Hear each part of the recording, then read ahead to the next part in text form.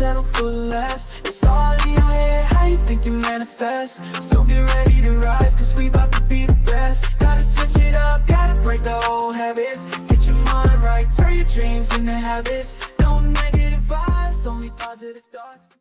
What is up, guys? Welcome to another episode of the Mindset Cafe podcast.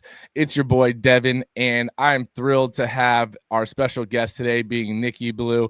He is a powerhouse entrepreneur. He is a #1 international best-selling author. And as a Christian immigrant from the Middle East, Nicky brings a deep passion really for bringing people and business and believing in their success. And it's really not about the numbers to him. It's about relationships. It's about impact. And you already know one of my biggest core values is having a positive impact, right? So Nicky has shared his energy and expertise and really his insights on over 650 shows and podcasts worldwide. So he's a 2-time New York bestselling author. He's a trusted advisor. And honestly, he's helped scale businesses to 7, 8, and even 9 figures. I am thrilled to have him on. Nicky, thank you so much for taking the time. Devan, thanks for having me on the show, man. It's an honor to be here. Let's roll. Let's do it. Well, let's dive straight in. How did you, what's a little bit of your backstory for the listeners? As you said, I'm originally an immigrant from the Middle East. I'm a Christian from Iran. When I was 11 years old, man, the Islamic Revolution took place in Iran. And that was a world-changing cataclysmic event. And my late father, God rest his soul, he could see the writing on the wall. This was not going to be a place to raise a Christian family. So he got together with my mom. They talked, and they made a decision that they were going to get me and my 2 brothers out of Iran. Now, it took them a few years to actually execute on that. At the time, right, I didn't want to leave my home or my friends. But looking back, living where I live now in Toronto, Canada, where they brought us to, I could see that this was the single greatest thing mom and dad could have done for me and my 2 brothers. They took us from a legacy of tyranny to a legacy of freedom. And Devan, inside every human breast beats the living heart of freedom. Every man, every woman on this planet marches and wants to march to the tune of their own drummer. They want to chart their own course. And you think about it, entrepreneurs especially, they need freedom. Freedom's like oxygen to an entrepreneur. Without freedom, you got no free expression. Without free expression, you got no free enterprise. And free enterprise is the bedrock of entrepreneurship, right? Otherwise, you're going to have to kiss the ass of the people in power just to be able to run your business. And that is not a good way. And so I've become the biggest champion for freedom there ever was, man. I started reading people like Milton Friedman, Friedrich Hayek. I started reading Ayn Rand and her magisterial books. You know, The Fountainhead, Atlas Shrugged, We the Living, Anthem. And I just got myself seeped into this. And I live next door to the greatest testament and monument to freedom that the world has ever seen, the United States of America.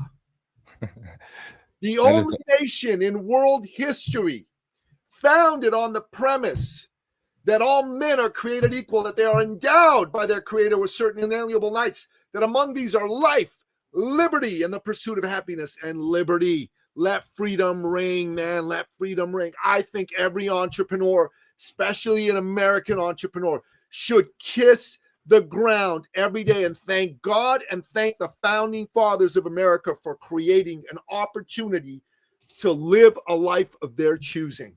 You think about this. This is not normal. This is not ordinary. This is not what the world is like. This is America. You know what I'm saying, Devan? This is America. And I speak as a Canadian with a reverence for what America is and what America's created. And now my late father, he was an entrepreneur, Devan. He was the kind of man, if you knew him and you were looking for work, he'd sit you down in his office. He'd call all his entrepreneur buddies and he would be hardcore until one of them gave you a job. He'd ethically manipulate them. And then he'd say, yo, Devan, you're going to be a director of marketing in such and such an export company that pays $150K. You start now. Get out of here. And then if you were trying to start a business, man, he'd sit you down in his office. He'd listen to your plan. And he was a very smart man. He'd done his MBA in the United Kingdom, which for Iran was a big deal. And he'd give you his best thoughts on your idea. And then, he would put you in touch with people who had access to capital. He'd get you some clients if he could, even if you were competing with him, because he didn't really believe in competition. And if you were his friend and you were trying to buy a car or a house and you didn't have quite enough, the bank wouldn't give you enough money, he'd top you up with a loan. And if you tried to pay him back, he'd kick you out of his office. He'd get out. And people say to me all the time when I share this story, they go, "What are you talking about? Nobody does that." And I said, "You're wrong, man. The late, great Napoleon Billou, he did that." And they said, "Who does that? Why would he do that? What's in it for him?" They go, "What's in it for him?" I'll tell you what's in it for him. First of all, he was a devout and committed Christian. And he believed that he was a sinner and he'd been saved by his Lord and Savior Jesus Christ. And it was his duty as a devout and committed Christian to share his blessings with other people. He took that very seriously at a level that most people can't comprehend. Okay. And secondly, he did it because he could. He was rich, man. He was successful. He had the dough. I worshiped the ground my dad walked on, man. I wanted to be just like him. When I got up, every day when I was a kid, 7, 8 years old, I just wanted to be around my dad. And dad would say to me, "Son, life, it's about people. It's not about numbers, son, not money, people." I go, "Oh, okay, Dad." And then he'd say to me, "Son, even business, it's about people. Not numbers, not money, people." And I go, "Dad, but how can you do business without money?" He said, "You can't, son, but you can't do business without people either." Right? What is business? He said he would draw a diagram for me. The Venn diagram, the 3 circles. It's the only thing Kamala Harris said that I really liked. She said she likes Venn diagrams. I go, "Yeah, I like Venn diagrams too." I don't like anything else you have to say, but I like Venn diagrams. So the first circle was people. The second circle was problems.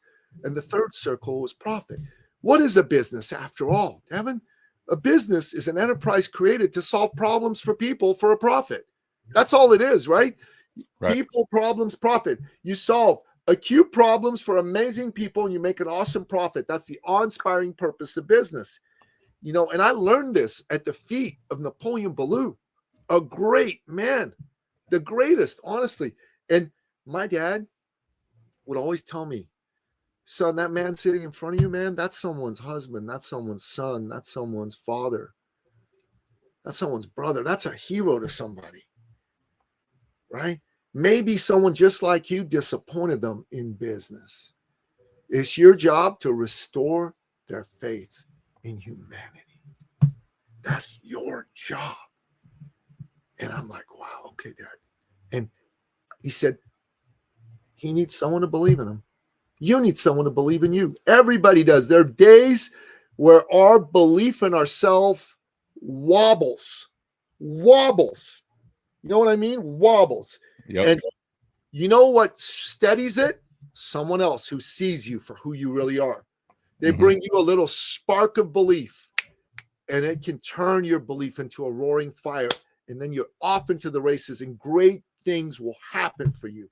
This is my background. This is how I was raised. No, that's awesome. And I think it's so interesting because my dad, what age did you come over from the Middle East, if you don't mind me asking? We left Iran when I was 13, and we got to Canada. I was just shy of 15. Okay. So, you're a little bit older. My dad came from Cuba and he was only 3, but similar startup, and I think it's so amazing and it's so inspiring, for people like your father and my grandfather to take their family and move from, a country that they know, is not going to be the best fit for the family, but move to a completely new country with no, set in stone, this is going to work and basically just do it on pure faith. Right. And it's so amazing. So when you think you're going through a hard time, imagine them. Right. They took that risk so you could have the opportunity that you have. Right.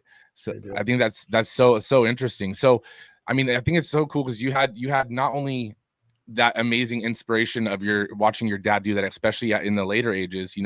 My father only being 3 years old, doesn't probably remember a lot of those transitions, but having a father that was an entrepreneur, right? And having that perspective and that whole, mindset basically molding.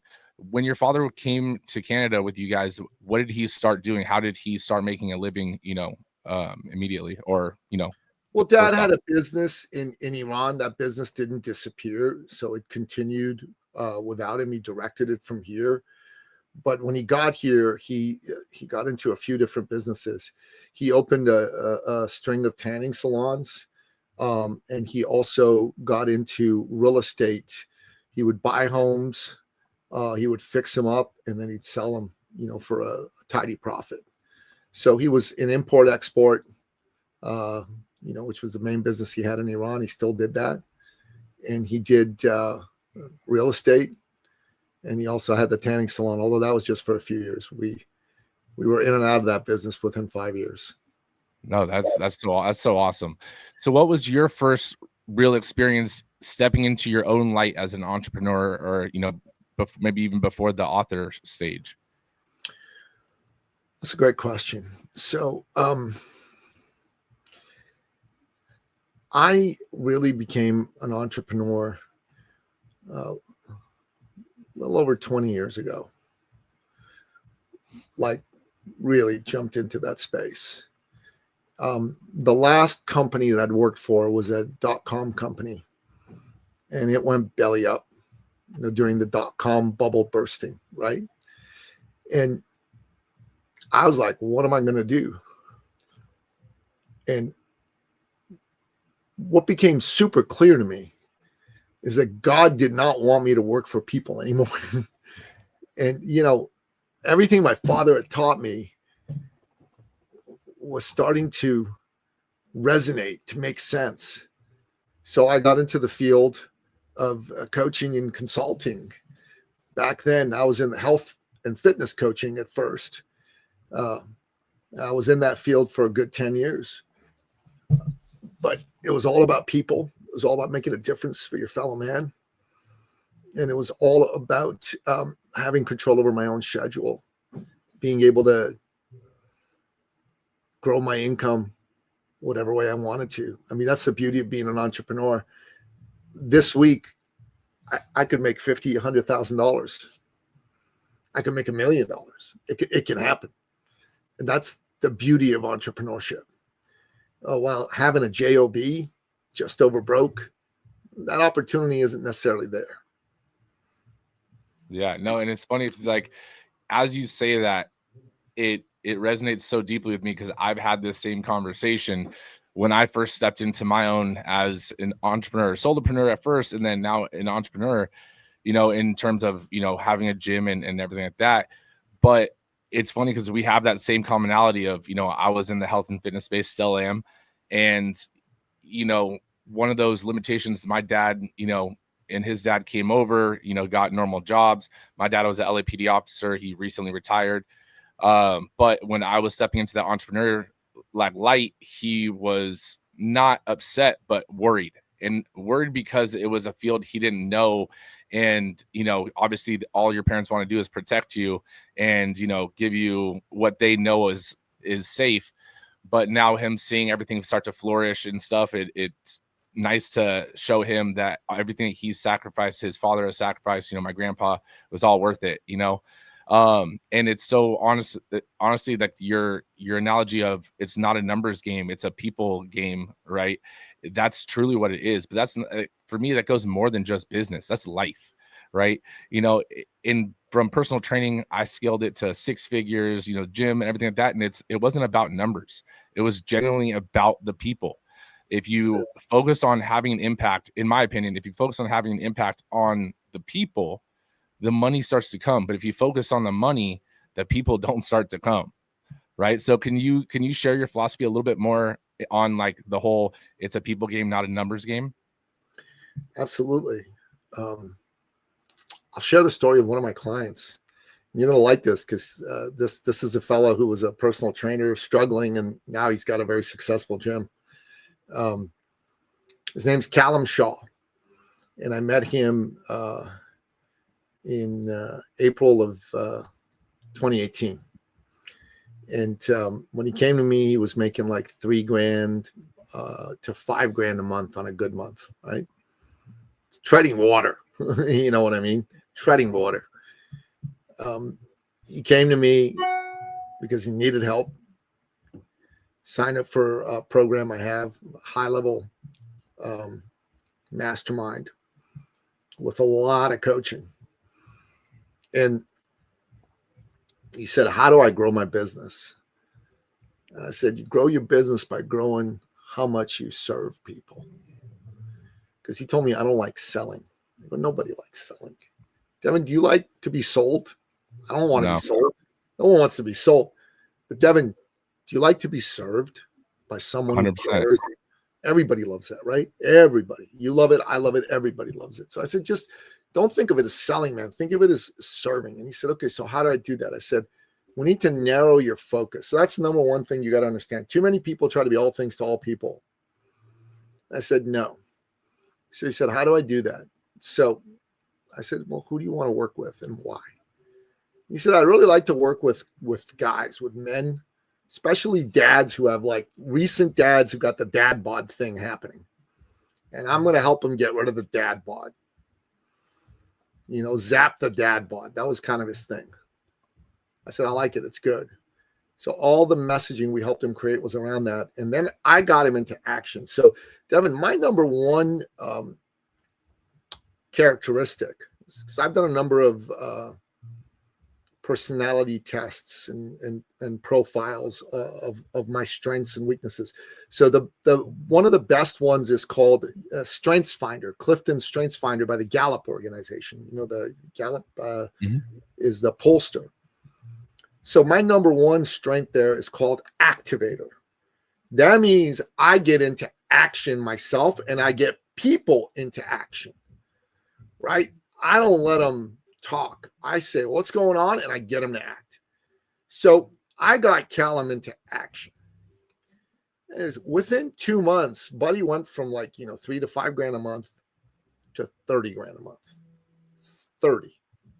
That's a 10x. As a personal trainer, you didn't have a gym yet then.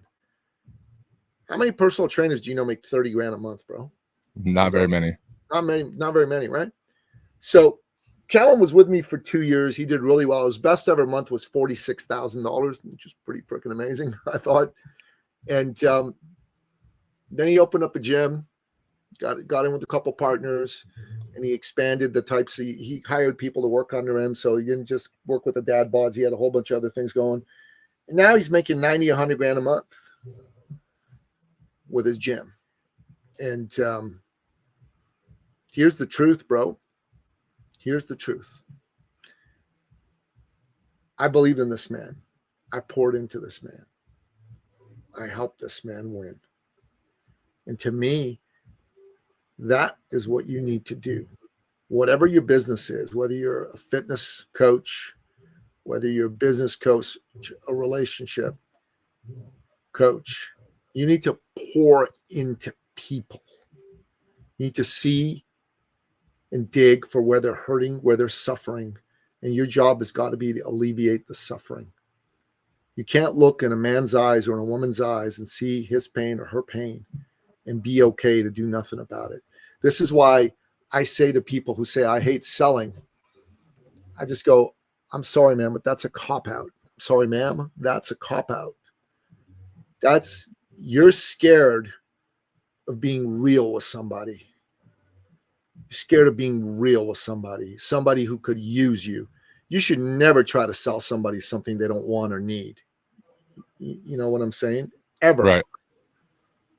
But man, oh man, it would be an incredible thing for you to take a stand for someone who needs you and walk them past their fear so they can say yes to themselves. They're not saying yes to you, to your offer, to your gym, to whatever. They're saying yes to themselves. And it's your job to walk a person who's in pain to a future where they're going to be out of pain. That's awesome. That's truly awesome. And going into that a little bit, right? You're talking about how you helped him scale his business and stuff. And as someone who's helped those entrepreneurs scale businesses to 7, 8, and even 9 figures, what would you say some of the most common challenges that they may face, and how do you really help them overcome it? Like, what would be the most common challenge? Well, when people are earlier in business, the lead flow and sales problem is a big deal, right? Mm-hmm. A really, really big deal. They don't know how to get leads, and they suck at sales. Suck is a technical business term, right? So what I do for people is I teach them how to sell, and I teach them how to get leads. But more than anything, I teach them to stay in action, because people think, oh my God, there's got to be a method, a way, a secret. I got news for you. There isn't. There's all kinds of ways that work. Now, there's all kinds of ways today that don't work, that used to work in the past, and that's a whole different conversation. Well, what matters is less how you go about doing it. What matters is that you go about doing it. And you gotta just emotionally accept that you're going to need to sell. Reframe it, call it serving, but it's sales. You are not going to have a business if you don't sell people, Devin. You're just not. You have a hobby. Yep. Business owners have sales organizations, and they understand the value and the importance of sales. Hobbyists, well, they don't have sales organizations because they don't get it. They don't care. No, I think the interesting thing though too is that there's like a bad rep with the word sales, right? And I tell people that, sales, especially our staff, is like, you sell every day in life, right? Do you have a boyfriend? Do you have a girlfriend, right? You sold them on you being the best candidate for being their significant other, right? 100%. Do you have, a best friend? Well, at one point you sold them on the reasons you would be the best fit to be their best friend, right? You sell in every form and fashion of your life. It's just how you look at things. And one of the things I like to, tell them, like you talk about, is basically you're serving someone, right? You're not at our gym and stuff. We don't like to sell people on memberships. They come in, they see our model, they try it, and we want them to want to be here. But at the end of the day, you're selling it in a way that you're having them answer the questions, right? You're having them provide their reasons and their answers and stuff to themselves, right? And so if you can show them, and almost like a doctor prescribes a prescription for you if you have an injury, same deal, right? And that goes for anything. You go onto a car lot, well, you're not just there to look at cars, you're there for a reason, right? You don't want to spend your free time just looking at cars just to, window shop. Like, there's a reason. So the best car salesman, find that reason and, basically start to talk to you about it. But I would say another question I want to kind of dive into off of this subject would be, for someone in business that's maybe feeling stuck or overwhelmed in their current, situation, but really have a dream of scaling their business, what would be your advice to that?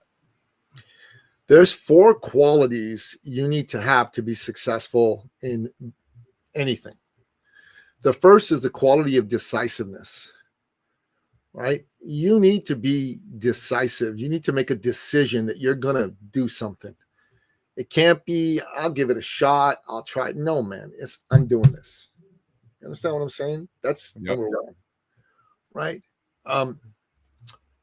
I will tell you a story from my own life.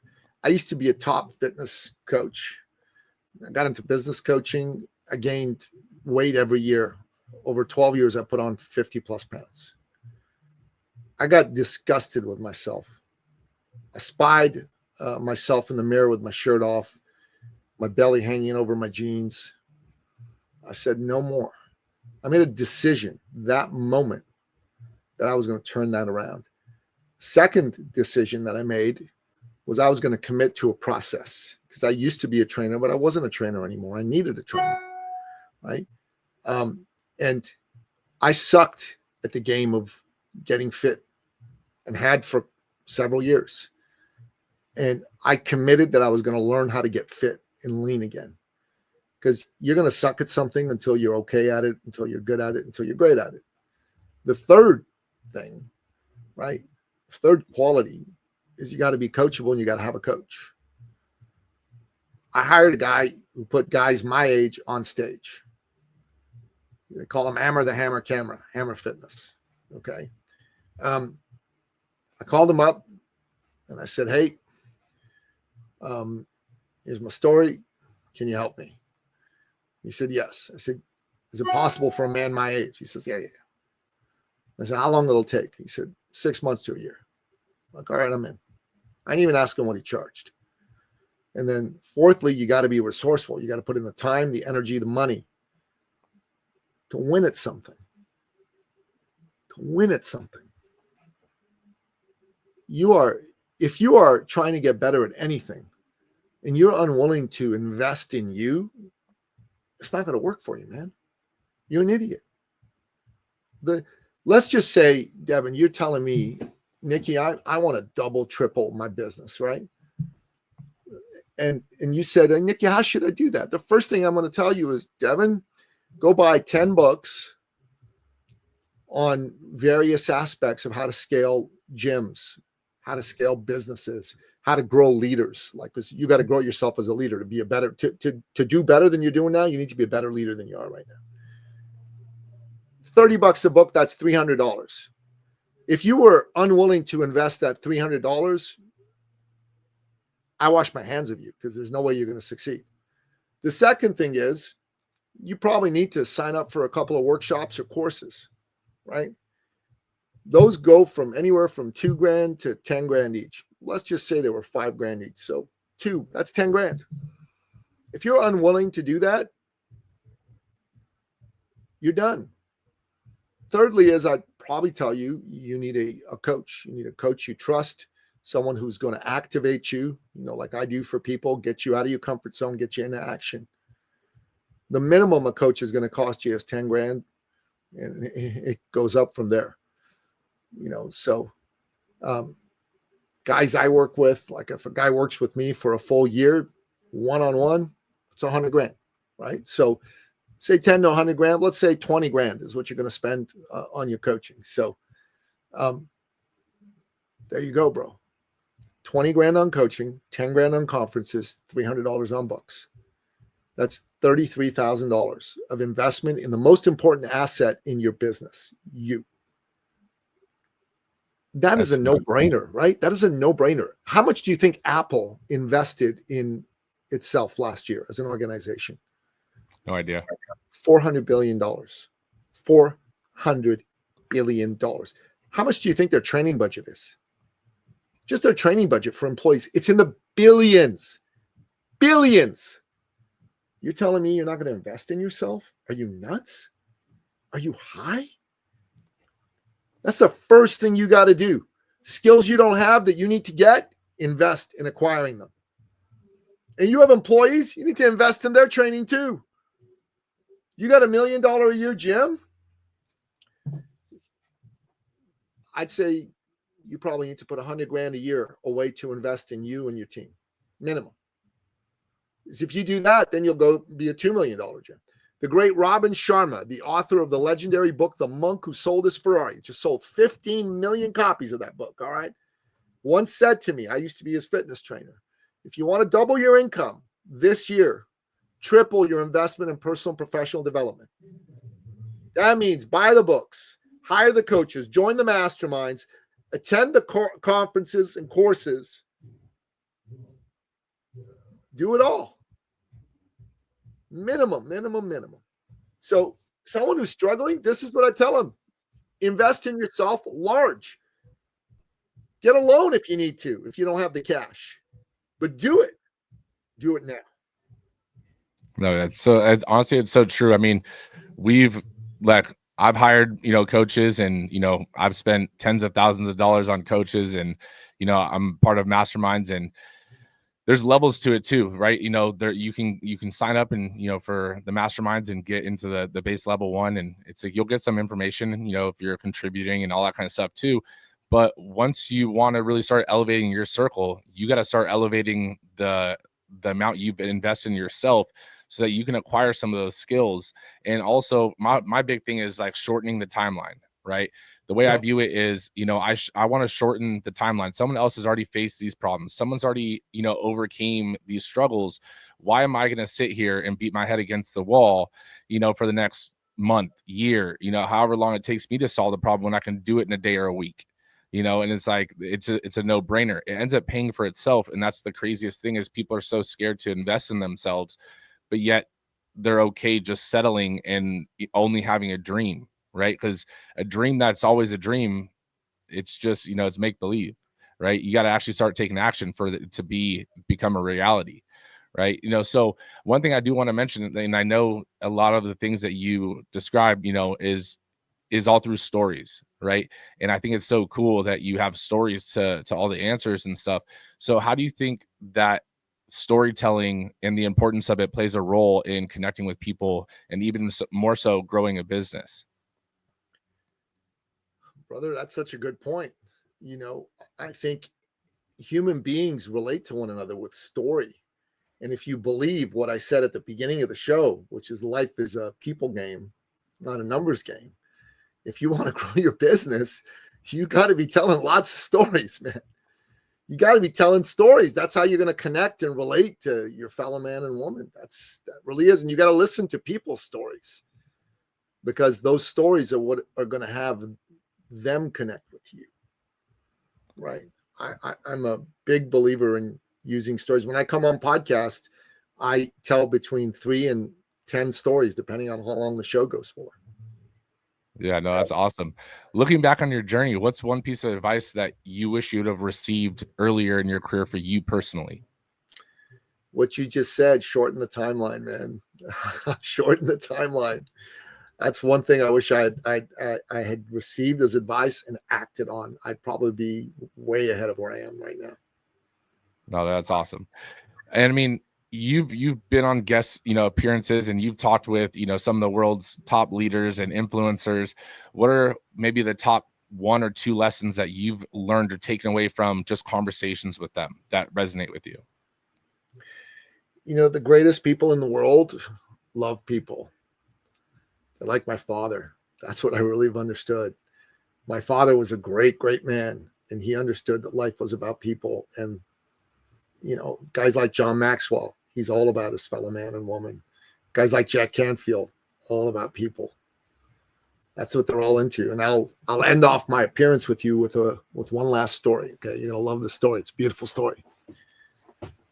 So many years ago, there was a woman who came to us.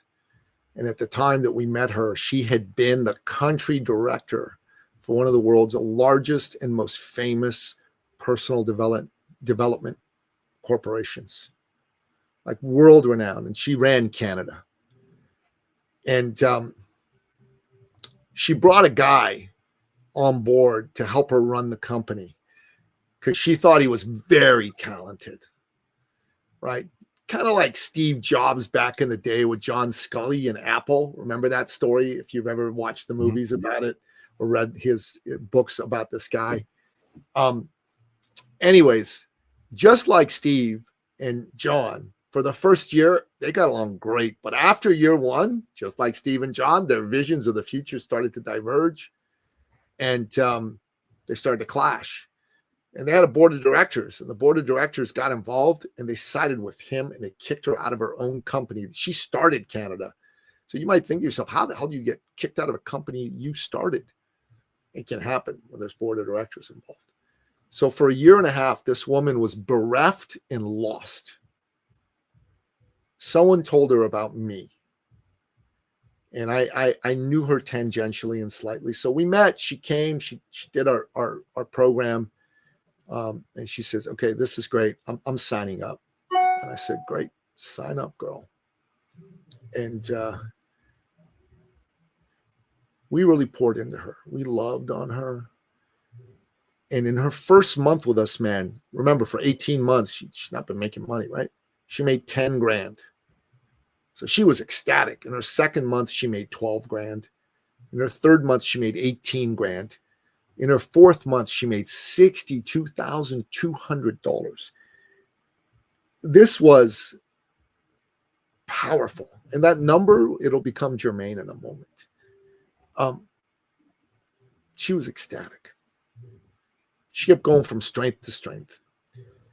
Anyways, she lives in Ottawa, which is the capital city of Canada, and I live in Toronto. They're a 5-hour drive apart. And my son, my oldest son, at the time he was 12. He's 18 now. Gosh, almost 19. That's crazy. He used to play soccer. He played very high-level soccer. He's working now, and he's out of that field. He had a tournament in Ottawa. So we drove to Ottawa, and on the way there, I just called her up. I said, hey, I'm on my way to Ottawa with my son. He's got a tourney. You got a son his age, right? She goes, yeah. I said, well, why don't you bring your boy, watch the game. We'll meet up. We'll have fun. Maybe grab a bite to eat after. She said, yeah, that sounds great. So, they came, they saw the game. We ate. Like, it was a very hurried, type of thing, right? But she's a client, good client relations, all that stuff. And I liked her. So I thought, yeah, why not? Anyways, a few weeks later, she came to one of our quarterly branded thought leader immersion workshops. This is a really exclusive high-end program for top-level entrepreneurs that we do that really helps them create a powerful thought leader personal brand. And it can help like a guy like you in fitness, doing this right. It can help you 10x your business. We've helped lots of guys do that. It's really powerful. So it's really great. It's expensive too, right? It's not cheap, right? So like 9-10 grand. And then we have people sign up and come to that. And then we have like an upsell to a year-long program, right? 40 grand type of thing. And we came to the part of the upsell. The way I do the upsell is I ask the people in the room to talk about their experience. It's way better than me saying, sign up, sign up, sign up, right? So time for the upsell. And I say, who would like to speak? Normally the way it works is people put up their hand. I pick on somebody. Not today. She just bounded on stage, like ran up on stage and almost knocked me on my ass. And she's like this small, like petite blonde woman, right? And I'm like, whoa. Okay, I guess you want to talk. Here you go. Here's the mic. And I like recede into the background, right? Putting on my suit, looking sharp. And she's just looking, and I'm standing behind her. So I see her from behind, just like gazing across the audience, right? And then all of a sudden, I see her shoulders go like this. And I'm like, and then I hear a sob, and I'm like, whoa, is she crying? So Devan, I don't know what you're like when women cry, but dude, the first place I go to and I went to that day is, well, what the fuck did I do wrong? Why is she crying? Right? A lot of men do that, right? So my girlfriend who works with me, she came on stage with, girlfriend's a very sweet, kind, beautiful woman, like inside and out, right? And she walks over, hands her a box of tissues, and she gratefully accepts, and she's sniffing, she's sobbing, and then she turns to me and she goes, Nicky, and she's still sobbing, right? And I'm just standing there like numb a little bit, right? Going, oh my God, what's she gonna say, right? She said, you didn't know this, but when you and your son came to visit me and my son, my little boy said to me, mommy, who are we going to go meet? 12-year-old boys, you've seen them, like hyper high energy, like they want to know shit, right? So she goes, oh, sweetheart, we're going to go see Nicky Billou and his son in this tournament. And she said, the impossible happened. He went pure quiet. She's like, what? He says, everything okay, son? She goes, yeah. He said, mommy, are we going to go meet the man who saved our family? So, Devan, you may gather I'm not a pussy, right? I'm from Iran. I'm a tough man, okay? I'm tough as nails. And I don't really cry in public. You know what I'm saying? Right. I barely cry. Right. Bro, the waterworks turned on and I cried like a little girl. like, whoa, like that's a heavy trip she just laid on me, right? I'm like, excuse me, what did you just say? And she's bawling and we're hugging. And she said, when we first, started working together,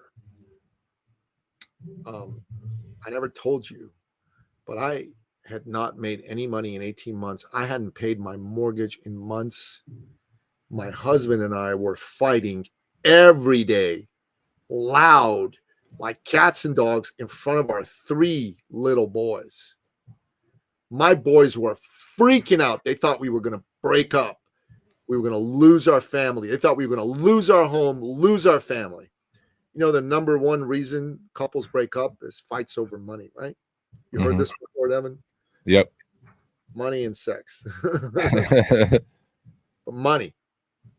And she said, you helped me make enough money to pay the bank back. And we stopped fighting. And I thought we were going to break up too. I thought it was over. But we stopped fighting and saved our family. You literally helped me save my family. So, bro, I'm crying this whole time, like gushing, crying, like, didn't care.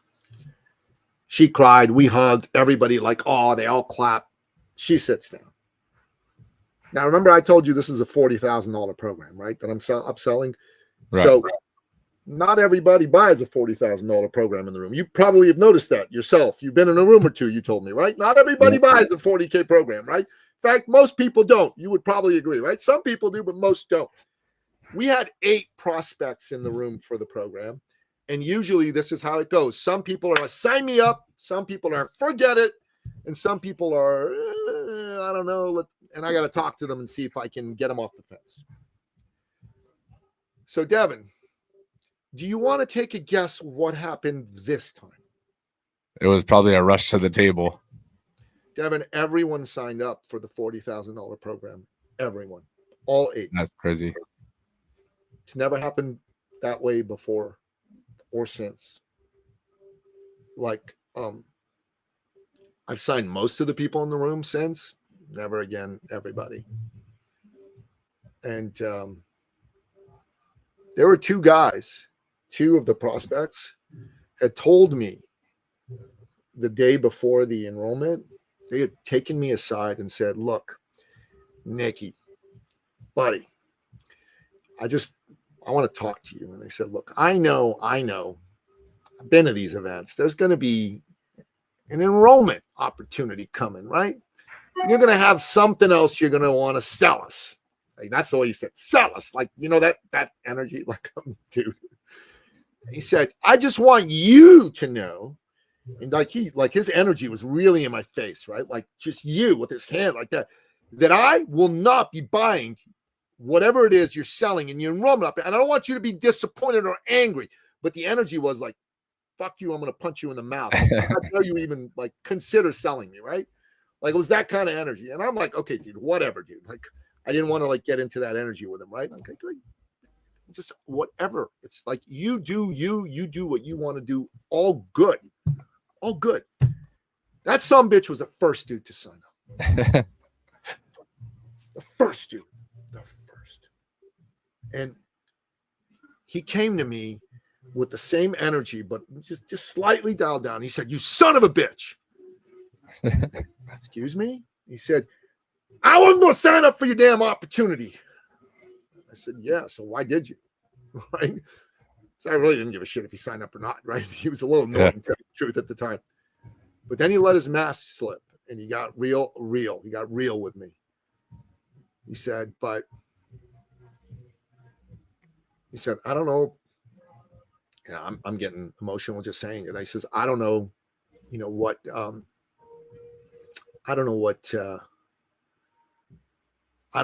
just happened here, he said to me. But I guess I come to these events and people are full of shit and they just want your money. And That's why I told you what I told you, right? Because I don't want one more time to be ripped off by somebody, right? He said, but there's nothing you said, nothing you did. But what that woman said, what her little boy said, shows me that's not who you are. And I do need help. And he paid in full. In full. There's a payment plan. He didn't take it. It was wild. That's awesome. Dude, here's all I got to say to you, to your listener. There are people out there that are hurting. Really hurting. Their life is on the line. There's people that are ready to put the business end of a gun in their mouth. There's people that are coming to you and their family is about to fall apart like this woman. Their kid's about to die of cancer. God put him on your path because he has infused you with a special charge, a special mission to help them. And when you say to yourself, I don't want to be pushy or salesy or reek of commission breath, what you're really saying to God is, no, thank you. I don't want to be the instrument of your will. So I'm just going to suggest to you that you put that BS thinking aside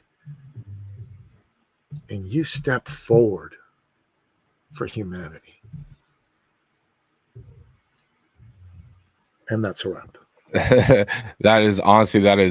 I couldn't imagine a better episode. Guys, if you're listening, I know through these amazing stories and through the amazing knowledge that Nicky has dropped today, you definitely have gotten value. So do not be selfish and definitely share this with someone that you care about. And Nicky, where can people connect with you? I'm the only Nicky Billou on the planet. At Nicky Billou on your favorite social media platform will find me. Okay. And if you're a business owner and you're suffering and you're hoping you get to meet somebody who helps people who's not full of shit, why don't you get on my calendar? I'd love to talk to you. And my calendar can be found at ecircleacademy.com/appointment. Let me know you came from Devan's show. And let's talk. I'll put that link in the show notes, as well as his social media. So make sure you guys connect with him. Make sure you guys share this episode with a friend and give us that 5-star review because it does help other people find us. But Nicky, thank you so much for taking the time. I do greatly appreciate it. And I know the audience did as well. Thank you, Devan. It's been a lot of fun. No negative vibes, only positive thoughts. Cause in the game of life, mindset calls the shots. Got my mind on the prize, I can't be distracted. I stay on my grind, no time to be slack.